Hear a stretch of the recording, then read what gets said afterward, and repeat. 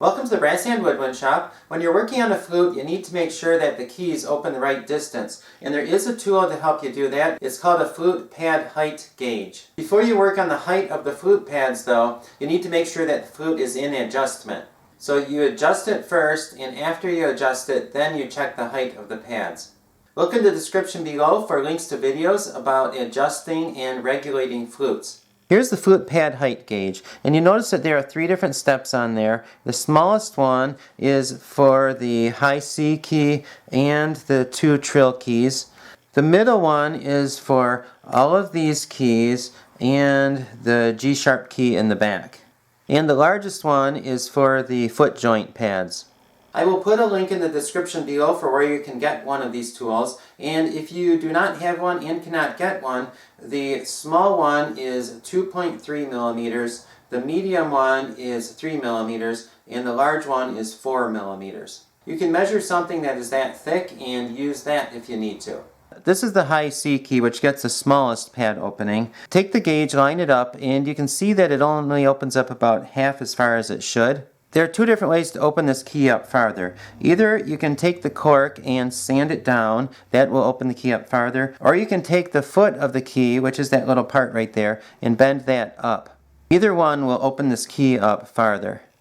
To decide which one to do, if this is a really thick cork, you probably want to sand the cork down, and if the cork is already getting thin, you may run out of cork by the time this key opens up far enough. So if this cork is thin, you'll probably want to bend the foot up. On this one, the cork is fairly thick, so I'm going to sand this. How I'm going to sand this cork is with one hand I'm going to open and close the key, and with the other hand I'm going to use the sandpaper to sand it. Open the key, which puts the cork against the body of the flute, and then I'm going to pull the sandpaper out. And I'm going to do that a few times. And then I will turn it over and check the pad height again. And it is still too low, so I need to open it up some more. I don't have a lot of cork left there, so what I'm going to do is take the foot of the key and bend it up a little bit. This is a pad leveling tool, but I can also use it to bend the foot on there. So I'm going to put that under there and just pry it up just a little bit. You can see that I'm just bending it very carefully. Now I'm going to check the pad height again. I opened it up a little too far. There's a little bit of gap there, so I have to close this up. So the way I'm going to do that is push the key down with my thumb, and then I'm going to take the pad leveling tool again, and I'm going to close that just a little bit. Just push that down, and try the pad height gauge again. And that is about right. So this key is good.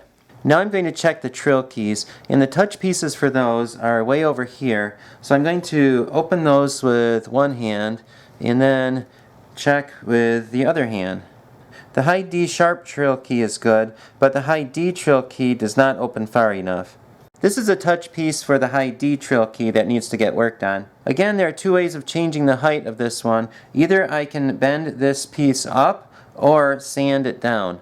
The way I'm going to decide is I'm going to check to see if this touch piece is a good height or not. If it's too low in relationship to the other keys, then I will want to bend this up.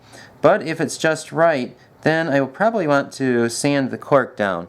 This one is a good height, so I'm going to sand the cork down. I'm going to do it the same way. Put the sandpaper underneath the cork and then push down, and when it's down, you pull it out. And you do that a few times, and then you check the pad height again. That pad height looks good. All of these pads and the G sharp key have the same pad height. The double G keys work together, and you only need to check one of those, and that is good. And then the G sharp key in the back, that one needs to open up farther. On the G sharp key you need to be careful, because if it opens up the right height, sometimes it might run into the trill keys right here and make a clicking noise. So check that. If there's a little gap in between the G sharp key and the trill key bar, then you can open it farther. If there's no space, then just leave it like it is. There are ways to open that farther without running into the trill keys, but that's for another video. These 4 keys and these 2 keys all work together, so really there's only one key that you need to check for height, and that's the F key. What you do is you check the pad height of the F key, and that is good. So what you would do is you take all the other keys and you'd regulate them to the F key.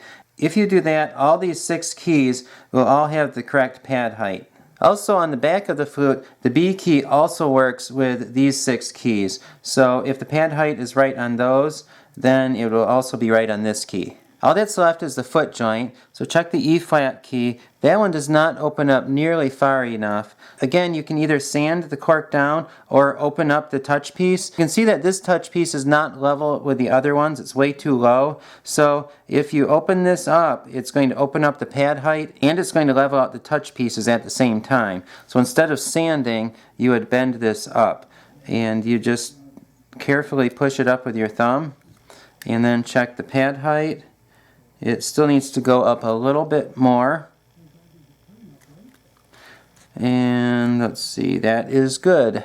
And now the last 2 keys. You can see that this one is out of adjustment. You push this down, these both should close. So first of all, adjust the keys, and then after you've adjusted them, then you can check the pad height.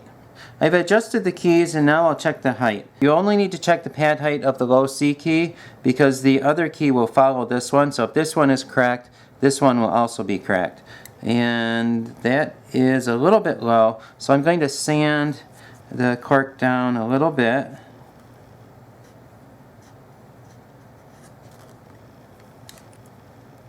Okay, and that is good. After you've worked on a lot of flutes, you'll get a feel for how far the keys need to be open, and you'll probably not need to use this tool anymore. And just a note of caution, this technique works on most intermediate and student model flutes, but on all professional model flutes and a few intermediate and student model flutes, the feet on the back of the keys do not bend easily, but instead of lowering the pad height by bending the foot of the key down, you will want to remove the cork from the foot of the key and then put a thicker cork on the key, and then sand it down to where it needs to be. I hope this video has been helpful. Please subscribe for more band instrument repair videos.